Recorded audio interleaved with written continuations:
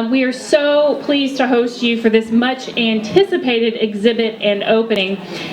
Norma Jean Campbell and Virgil Campbell have been wonderful neighbors to St. Catharine since 1986, and we're honored to feature Norma Jean's finely detailed art, which has literally grown out of her family's farm just across the road. Down on the farm is an exhibit that showcases this Washington County native's keen interest in keeping alive traditional fiber arts. And as you can see in the work surrounding us in this room today, her work ranges from the historical to the inventive to even the whimsical. We see 19th century Kentucky woven patterns and the results of age-old fiber processing and dyeing methods. We see ingenious repurposing of found materials and really quite remarkable needle-felted sculptures amidst festive figures like just behind Virgil there. He's hiding our lovely Elvis, the Elvis puppet, which is always very, very popular. So taken together, this work represents our dear friend and neighbor, Norma Jean Campbell. Please join me in congratulating her on this outstanding corpus of art and in welcoming her here to St. Catharine College. And Norma Jean has graciously agreed to share a little bit about her work with us today. Thanks, Norma Jean.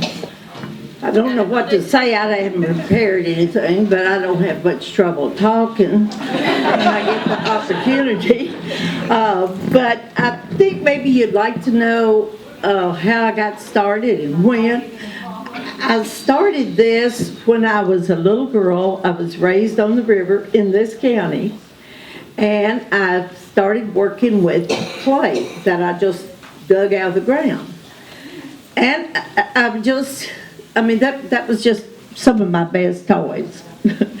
And rocks, of course. But I'm still looking for things all the time on the farm that I can use. I'd say 90% of my whole show is from the farm across the road. And so I thought it fits in real well with the new farm studies here, I think. Because you have to have something else now. Everything you can get on the farm, is good because you have to work hard to make a living there and find a lot of these things. But I made the dolls. I don't know what I made first.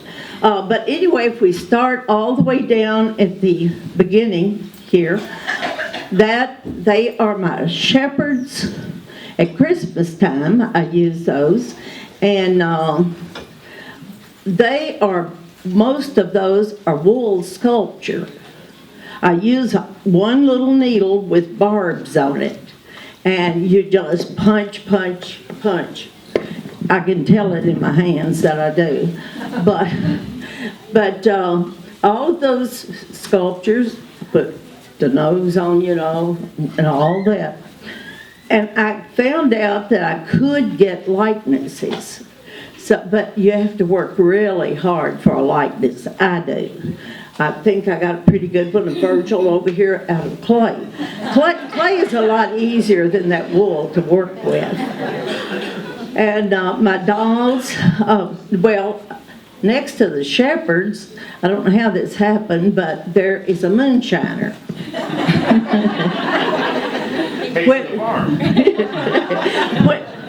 Well, I think moonshine was made on that farm because there's a lot of evidence, and there was a still at one time over there. So I'm still holding true to that. But the guy with the still, I guess you notice that I use a lot of different things with them, is the float from the commode. From the bathroom, because it's copper, so I figured that would be pretty good.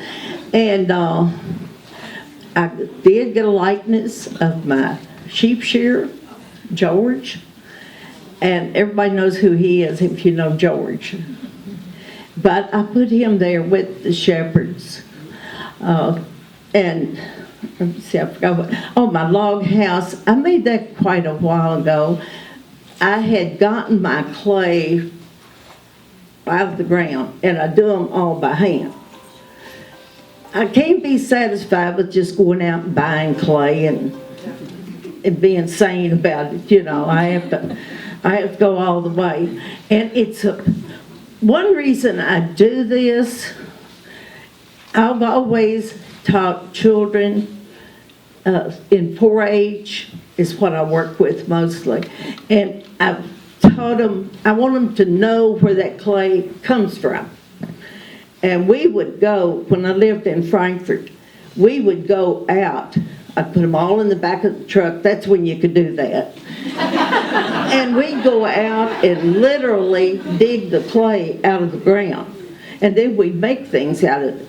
And, you know, things like this is so rewarding because just recently I have seen on Facebook some of these same children that I work with, they're grandparents now, and I've seen some of the little sculptures that we made a long time ago, and they'll say, this is my prized possession.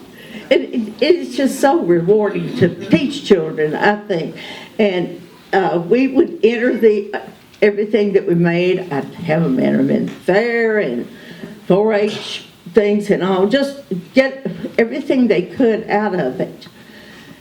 And my house there has this clay that I got. It's Kentucky clay, but last year there is one girl sitting in front of the cabin. I dug her out of the ground on the back of the farm and made that doll out of that and wove all of her clothes. And I just can't be satisfied with going out and buying it. I have to go from ground up. And then on this table this is an old feeder out of a real old barn. And just imagine it sitting up the other way with them. And I just have to use it because I really like it. But on it is some of the things that I've made on the loom. Well, some of them are made from scratch too, all my hand-dyed scarves and things. And we've got sheep, of course. We had to get the sheep to get the wool. And the red is from a cochineal bug. And I get my bugs in South America. I went there and traipsed around over those, my mouth is so dry, traipsed around over those mountains to find out where these cochineal bugs came from. I knew they came from cactus plant, but I had to see them and had to see how they gathered them. So I found out. So I went there and stayed about 2 weeks and went around, found out where they came from and saw how they gathered them. And you know, you just do things like that. I don't know why.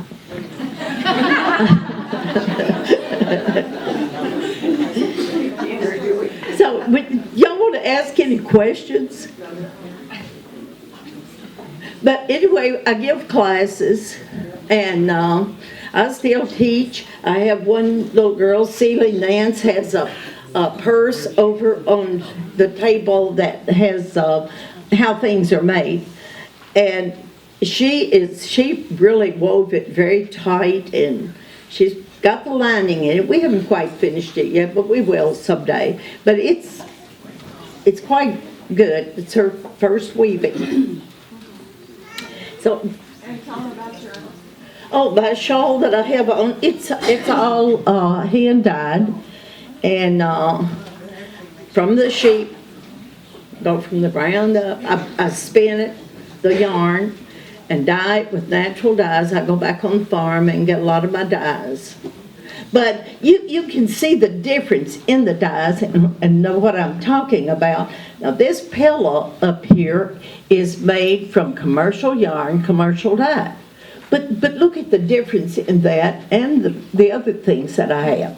You can just see it. What do you use for your natural dyes? Plants and? I use plants. Plants? Most everything will give you yellow. Yeah. And I use yellow as my base and make the green. Nothing gives green. The green grass doesn't, or Okay. maybe some form of green. But I use the yellows a lot of times to mix to make greens with indigo. Wonderful. But yeah, it's all fun. Y'all want to ask any questions? Tell us about your coverlet, the big coverlet. Oh, the coverlet there, I didn't do that whole coverlet. I did one block right in front of, what's her name down there? I did that one block. It is called Wig Rose, W-H-I-G, Rose. And Thomas Jefferson, everything has a history to it, you know, or a story. Thomas Jefferson had industries going on at his place all the time. And weaving was one of his big industries. And they had woven a coverlet like that with the Wig Rose design. And he had a political friend that came to his house one time, and he gave him a coverlet with that pattern, and he said, it said, "May this Wig Rose keep you warm." And the name stuck. So every time it comes my turn to make a square, and one of the 20 squares, I always choose that design. And I have woven my, I think I put Friendship Spinners and the date on my square. Tell them about the Nancy Hanks sampler. What, Nancy Hanks sampler. The Nancy Hanks sampler. the sampler? Oh, the one over here that I made? Over there, on the table. The Nancy Hanks. Nancy Hanks. On the table. Lincoln and Nancy Hanks. Oh, those sculptures. Yeah, I think I got a pretty good likeness of him. That's what I wanted. And even the look in his eyes, I can just imagine that, he looked like that, sort of mysterious. And his hat is from the buffalo that you see up on the hill. I try to use native things when I make things. And she gave $600 for that shawl. I read it. That she gave $600, and I'm sure that's the shawl that she gave that for. It is handmade piece of, and it's very, very old. And I saw a picture of her with peacock feathers on one of her dresses. So I copied a lot of those things. And she has her little purse came from Charlotte. My granddaughter has gone to New York to be an actress. But she was in the Stephen Foster story, and they went to Japan about 2 years ago, and she brought me back, of course, some yarn, and it was silk. And I made her purse out of that, this little purse out of that silk that she brought back to me. So everything I make has a story. Can you tell us about the Nancy Hanks, the pattern? Yes, I have problems, but I'm making more noise than I should. But this pattern, you want to hand it to me? I do this pattern a lot. This is one of Nancy Hanks' patterns. It's called Snowballs and Table. And I mean, on the pattern, it was, the old writing, and it had snowballs, B-A-W-L-E-S. The table was T-I-O-B-L-E. But I knew what it was because I was familiar with the pattern. I like to get the patterns that were used around here. And when I wove at the Historical Society in Frankfurt for 5 years before I moved down here. And I found I did a lot of the patterns, and I made about 10 coverlets while I was there. But this pattern, I weave it quite a bit. This woman, there has been a documentary made of it. I haven't seen it, but this woman lived at Lincoln Park that had the patterns, and somebody called me and said, "Did you know that Nancy Hanks weaving patterns are on the internet?" Well, I went on the internet, and when I found them, there was a measuring stick and patterns, and chills just ran down my back. And I sent her an email and asked her if she would share the patterns, and she did. She lives in California. These patterns had gotten all the way to California, and that is one of the patterns that you have to interpret them, the old ones, into your own language. But I weaved that one quite a bit. But it was just so gracious of her to share those patterns. Okay, here's another story. Oh, gee, that is a story. Everything I make has a story. That is, I made that for, well, I had it, this woman has a shop in Utah, and she's in sheep country, and she wanted some wool sculpture, so I sold it to her for $525. Well, I mean, it takes that long to make them. And anyway, she called me one day and she wanted some gnomes, like the ones back on the table. And I said, yes, I have some, and I'll send them to you. She said she no longer had her shop. And she said, do you ever hate to sell any of your things? It's just like selling your kids. No, it's a little harder than that, I think.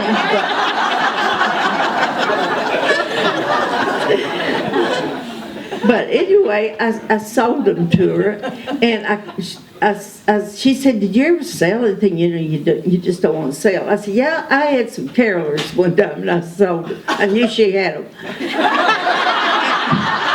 And she said, you know, I kept them, I've still got them, and I'm going to send them back to you. And I thought, I can't pay that for those.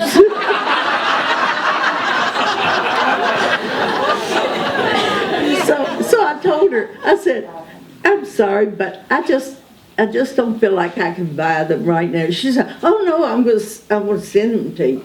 I enjoyed having you that much as a vendor. So I said, well, I'll send you the gnomes. And she said, no, but I got a package the next day or two, had the carolers in it, and the gnomes, and the check for the gnomes too. So she.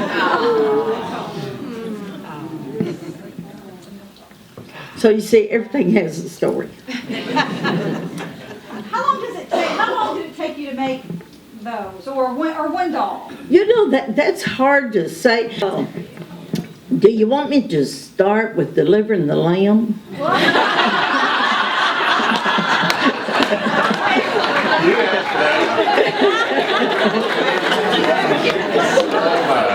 So, no, if you have the wool, of course you wash it, you comb it, and everything else. But I can work, well, like a sheep, I could work on those sheep all day long, and maybe then some. And it takes a long time. But, yeah, you have to charge a lot. You don't sell very many, but that's good too. Now tell them about the little place where you work. Your little building. Oh, yeah. I work in a building that was built in 1790. You can see it over on the hill. It's a brick building. The bricks were, the clay was dug right on the spot. And when we were renovating the building, we ran up on where it was fired. There was a little trough there. The ashes was down at the bottom of the hill, and where the fire went up was a little trough, and it was just exciting just to find that. I mean, it's exciting if I find anything. You can tell back there on some of those tables where I find rocks with fossils in them, and the teasel star over the shepherds back there. Tell them So- about the mud daubers. Oh, yes. Y'all might not have known. There is back on which table? Oh, with the, By the still, I think. yeah, with the steel.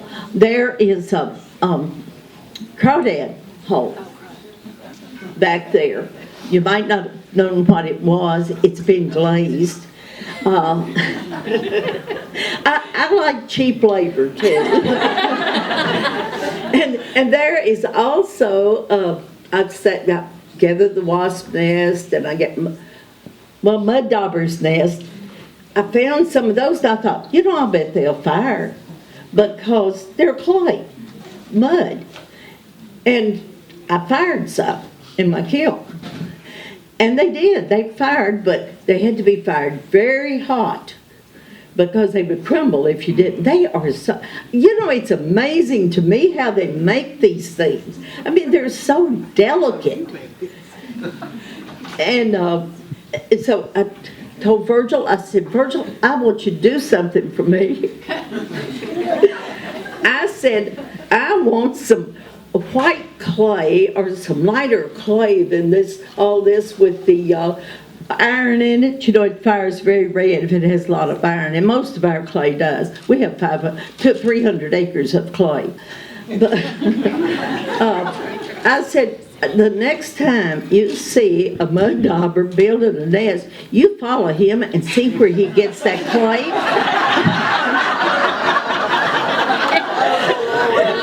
And I won't dare say what he said.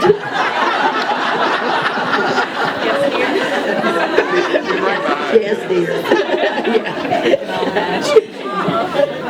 So life is exciting, isn't it?